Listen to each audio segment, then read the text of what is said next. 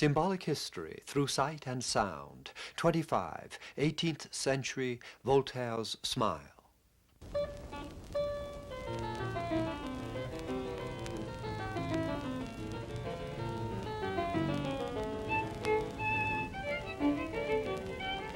At the French heart of the 18th century lies Voltaire's smile, witty as the octave leap in Rameau's Fifth Concert de Clavecin. Martin concluded on the whole that man was born to live in the convulsions of inquietude or the lethargy of boredom. Let us work, he said, for it is the only way to make life tolerable. Their little land produced abundantly. Cunegonde was ugly indeed, but she became a fine pastry cook. Not one of their company was idle. As for Pangloss, he would say to Candide, "All events are linked in this best of all possible worlds. If you had not been kicked on the breach out of that beautiful castle because of your love for Lady Cunegonde, if you hadn't been seized by the Inquisition, traversed much of America on foot, run your sword through the Baron, and lost those sheep you brought from El Dorado, you wouldn't be here eating citron comfits and pistachio nuts." "You have spoken well," said Candide, "but we ought to cultivate our garden." Is this the smile of scoffing or the smile of reason? Locke, the candle that is set up in us shines bright enough for all our purposes. And yet the enlightened smile, in the confidence game of 18th century, was somehow modulating from Locke's reason toward Rousseau's heart.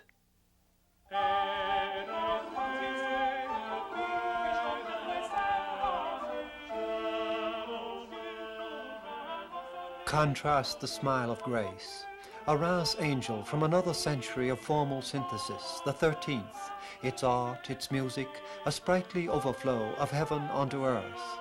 The motet, still vowed to the church modes and bare fifth chords, yet flowering in the melody, rhythm, words of the May morning, the loves of Robin and Marian.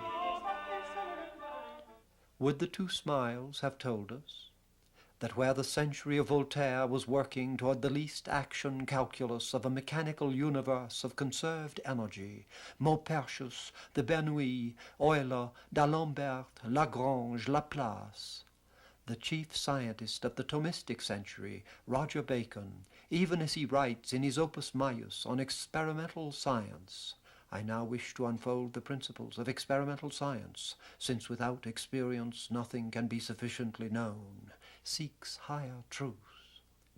But experience is of two kinds. One is gained through our external senses. This experience is both human and philosophical, but this does not suffice, because it does not give full attestation in regard to things corporeal, owing to its difficulty, and does not touch at all on things spiritual. For the grace of faith illuminates greatly, as also do divine inspirations, not only in things spiritual, but in things corporeal, and in the sciences of philosophy. So the realism of leaves, which adorns the capitals of Gothic cathedrals, here of the vine at English Southall, sprouts as ravishingly in the sacred as Bacon's prophecy of lenses. From an incredible distance we might read the smallest letters, an army might appear close at hand, we might cause the sun, moon, and stars in appearance to descend here below. In this Giovanni dei Grassi, late 14th century, the art of nature comes from the sacred, here the vision of St. Eustatius, into the perfection of its own powers. Such Buridan's formulation against Aristotle, and by appeal to experience, of the impetus by which mass retains an impressed motion. So 250 years before Descartes and Galileo, Nicholas of Orem, French bishop, graphs such intensities as velocity and acceleration along such an extension as time. Sometimes it happens that velocity is increasing while acceleration is decreasing. Accelerations can take place uniformly or diformly in various ways. What was he observing but pendulums, harmonic functions, falling bodies? That insular rebirth swells to the 16th century, this Il Rosso, where the physical and dynamic struggle within biblical legend, Moses and the daughters of Jethro.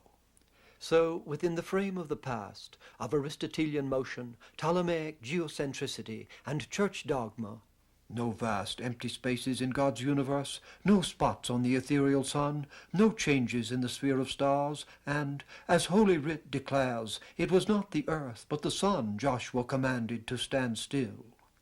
The new astronomy of worlds in space struggles through Copernicus. Nothing stands in the way of the movability of the earth. Tycho Brahe, this new star is not some kind of comet or fiery meteor. It is a star shining in the firmament itself, one that has never previously been seen before our time, since the beginning of the world. Gilbert's globes of earth, moon, sun, planets as gravitating lodestones. The agent force abides in bodies themselves, not in the interspaces. In Rembrandt's anatomy lessons, this of 1632, or the fragment from 24 years later, the drama of mind invests a space world of lighted mass, causal force, what Galileo, Descartes, Newton, Leibniz would formulate through the century.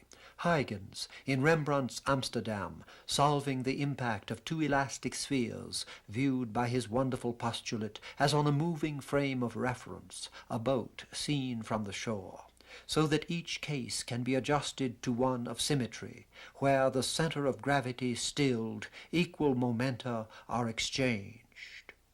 But that visualization was not required. We had only to mathematize the common first principle that the motion of body is conserved, admitting the division by which any body can be both one and many, in this case the summed whole and a rebounding two. If in elastic impact the momentum of the total mass and the relative velocities of its colliding parts must both be preserved, Leibniz's three equations automatically arise for the conservation of inner velocity, for the momentum of the whole, and the two compounded for the energy of the masses times their velocities squared. But if all matter must follow these laws, every motion in the universe becomes a clockwork, determined from beginning to end.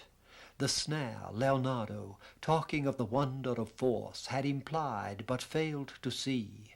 Without force nothing moves, and there cannot be any force exerted in any movement made by imaginary spirits.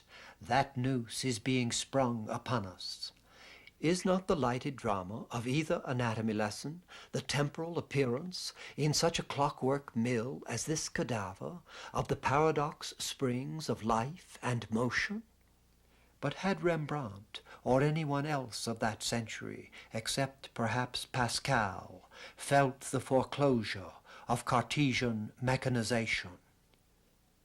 This 1618 Rubens landscape is still mysteriously organized as in exploratory polyphony all over the canvas. To the left is an Alzheimer memory of the reflected moon. On the right, day expatiates over open fields. Center, above the wagon, which seems to be stuck, though lurching downhill, an incredible rock pocket glows like a resurrection cave. In science, we recall the speculative daring which leaps before the formulation of method from Gilbert.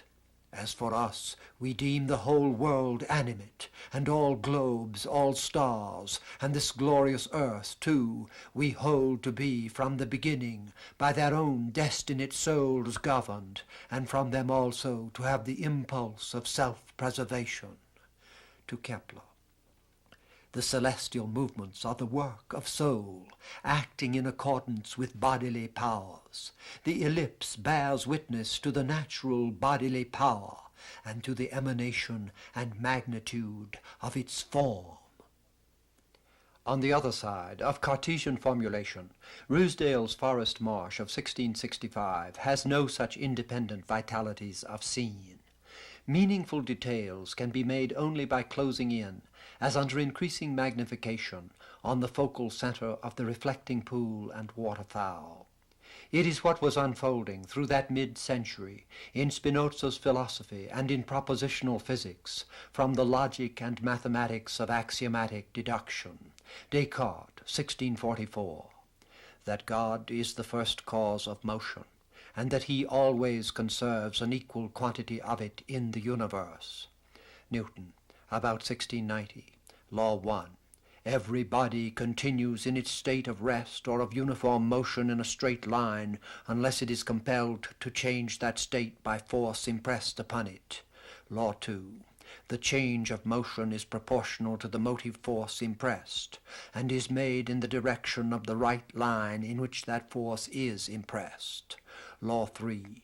To every action there is always opposed an equal reaction, or the mutual actions of two bodies upon each other are always equal and directed to contrary parts. The mystery of action withdraws to the unstated dilemma that impressed force can only live and die, one with the change it is supposed to cause.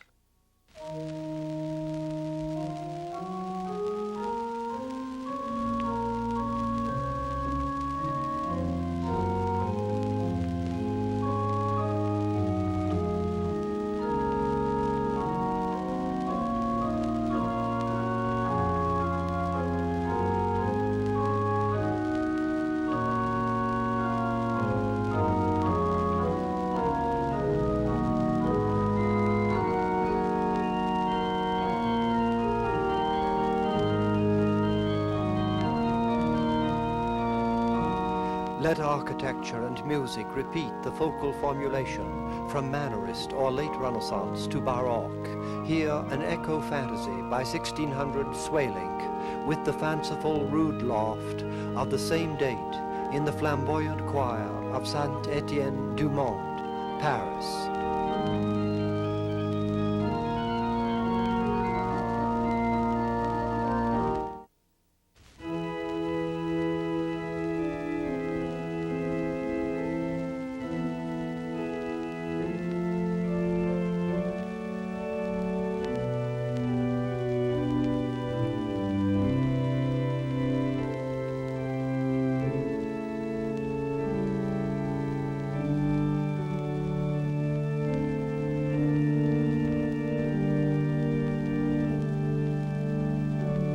Whereas in the 1660 church structures of Rinaldi and Bernini, as in the toccatas and canzoni of Frescobaldi, methodic consciousness centralizes the weighty masses of the Roman Baroque.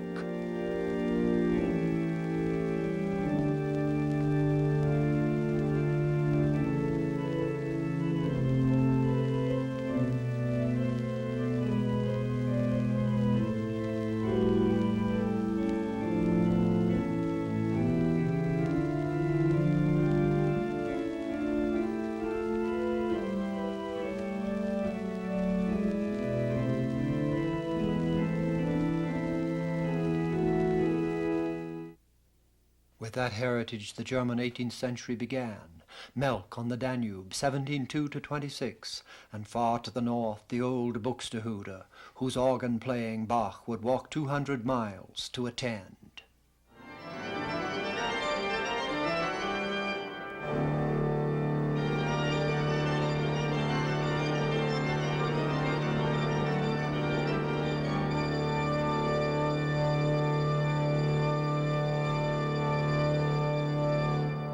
Meanwhile, the great chain of being, philosophy and science, was carried across 1700 by Leibniz, born in Leipzig and variously active from Berlin and Hanover to Mainz, Holland, Paris, London.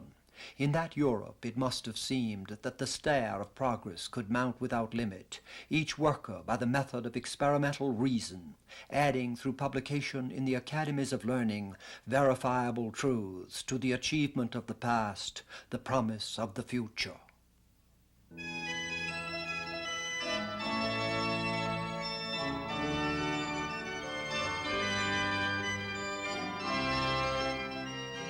In regard to the question already raised, how is motion conserved through physical exchanges? Nothing could reach further than Leibniz's three equations, of which the last, for live force, where velocity squared matches the height through which a weight falls, the work to lift it there, led to a cosmic insight, that such absolute force, to be called energy, is the eternal ground of the world, that even when friction damps the momentum of a body, there is no loss, but a complex exchange between the motion of the whole and of its molecular parts, Leibniz. But this loss of total force, this failure of the third equation, does not detract from the inviolable truth of the law of the conservation of the same force in the world. For that which is absorbed by the minute parts as heat is not absolutely lost to the universe, though lost for the concurrent bodies.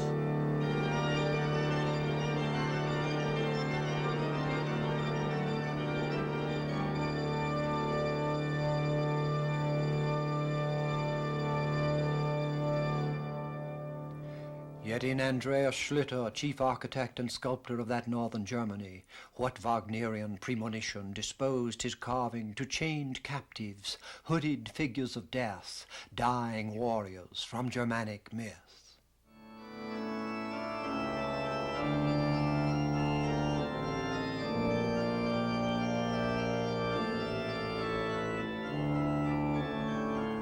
So in Buxtehude's B minor Passacaglia, the ground bass celebration of order rounds on itself in a chromatic brooding to evoke Bach's Passacaglia in C minor.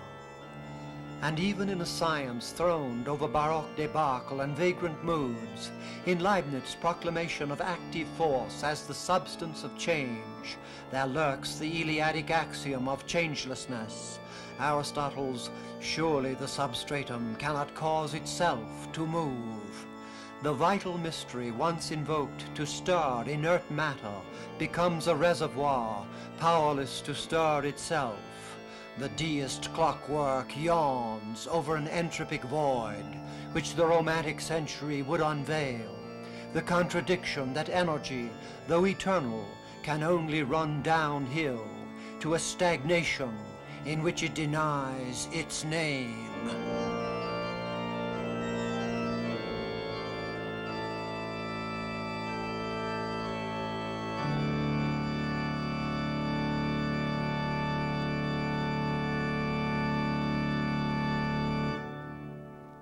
In France, the century of Voltaire, the rational utopia of El Dorado at its core, though Candide had fretted there, begins with the formal assertion of this Louis XIV, 1701, who sustains the robe of divine right, not by the old judgment throne from which he has risen, but on his own high-heeled legs, pillars of the rational pomp that was pouring in all the arts from Versailles over Europe. The agent force embodies themselves. That century breaks into the 19th with the more pragmatic boast of Napoleon, Faustian self-maker, the painter David, well aware of ringing the changes on Rigaud's Louis. This emperor also rises, his sheathed sword on the heraldic honeybee chair, working throne of Rousseau's lawgiver. Had not Rousseau's 1762 social contract voiced the world's most ironic prophecy? There is still one country in Europe capable of receiving laws. It is Corsica.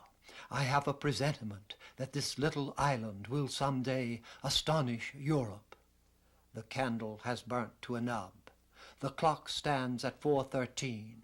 Under the Egyptian lion desk lies Plutarch's Tome of the Past, of the great Greeks and Romans. Above, just signed, and the goose quill pen laid down, is the scroll of the Napoleonic Code. Between those great thrusts of Baroque and Revolution, the 18th century enacts its civilized play.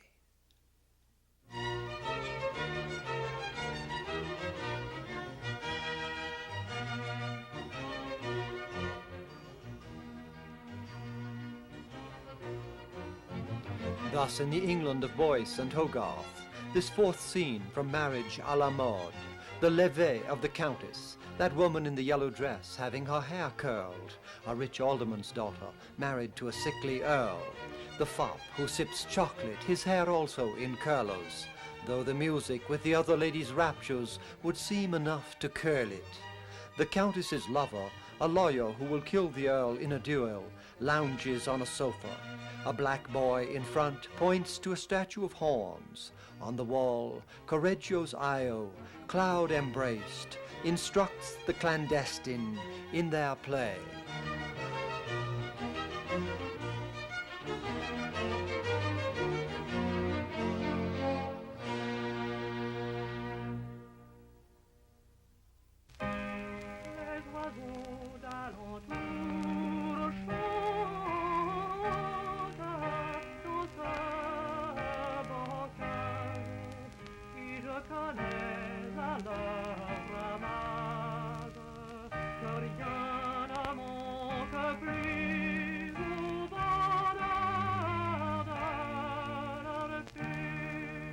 In Fragonard's Paris, as to the sensuous seduction of Rameau, Cupid pulls off Madame's nightgown, a curious art focus in 1767, France already on the whirls, sloping toward revolution.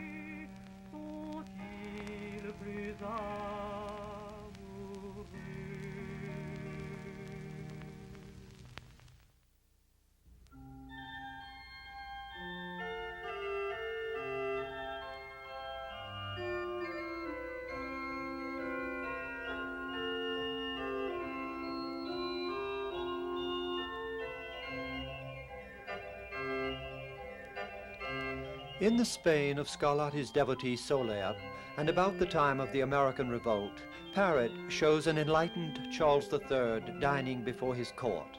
Above, Tiepolo's frescoes carry the glorification of the Spanish line from Baroque Italy into the apprenticeship of Goya. To the cost, the irreality of keeping up the old regime facade around the would-be royal liberals of the Age of Reason summon Lord Chesterfield. It is an active, cheerful, officious, seducing good breeding that must gain you the goodwill and first sentiments of the men and the affections of the women. You must carefully watch and attend to their passions, their tastes, their little humors and weaknesses, and aller au devant.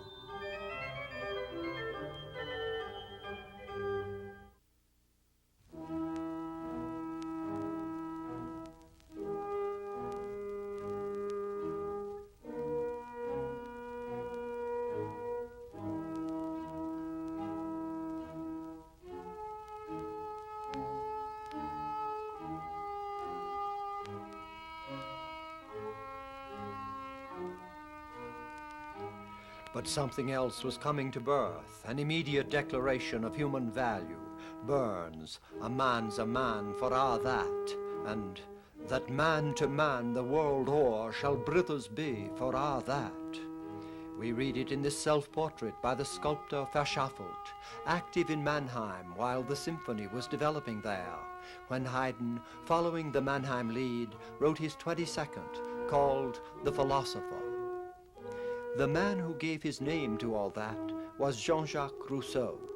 Does the portrait by the Scott Ramsay hint at the complexities under Rousseau's appeal to nature? On the origin of inequality. That men are bad, my sad experience proves, but man is naturally good, as I have shown. It is the spirit and inequality of society that perverts our natural inclinations. Emile, respect childhood. Allow nature to act in her way. Is it nothing to be happy, to jump, play, and run? What would you think of a man who, in order to turn his whole life to profitable account, would never take time to sleep? Reflect that childhood is the sleep of reason. Confessions. How came it to pass that I, a man of naturally expansive soul, consumed by the desire of loving, without ever having been able to satisfy it completely, saw myself approaching the portals of old age and dying without having lived? Impulse so trusted opens through revolution to romantic. to Fuseli's turn-of-the-century silence from his destroyed melancholy. It leads in France to Chénier.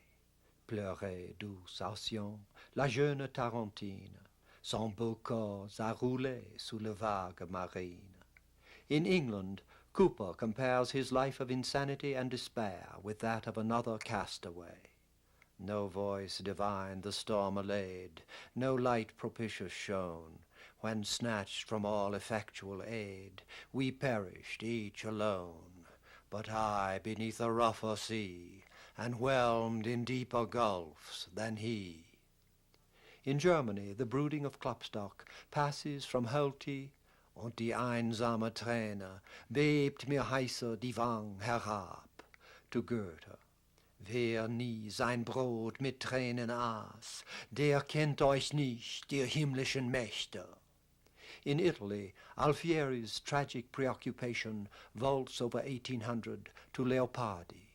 Amaro e noia la vita, altro mai nulla, e fango e il mondo. But science, from Galileo's telescopes to the Yerkes refractor, 40 inches by 64 feet, held to the course Pascal had long discounted.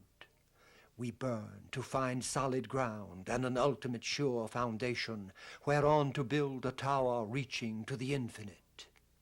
1609 and 18, Kepler's laws. 1619, Harvey proves the circulation of the blood. 1637, Descartes' analytical geometry. 1654, Guerrica's air pump against the pull of horses, thereafter his electric machine. 1660, Boyle's gas laws. 1676, Römer clocks light from the moons of Jupiter. 1678, Huygens, the theory of light as waves. 1687, Newton's Principia. 1675 to 1717, his corpuscular optics. 18th century, Newcomen's steam engines with Watt's improvements. 1735 and after, Linnaeus' Systema Naturae. 1745 and after, electricity pursued by Franklin, Galvani, Volta. 1749, Buffon, Newtonian synthesis of cosmic evolution. 1774, Priestley. 1777, Lavoisier, an oxygen-based chemistry of combustion. 1789, Herschel's great reflector. 1798, Cavendish measures the gravitational constant to weigh the universe. End of the 18th century, Laplace, probability, celestial mechanics. God? No need for that hypothesis.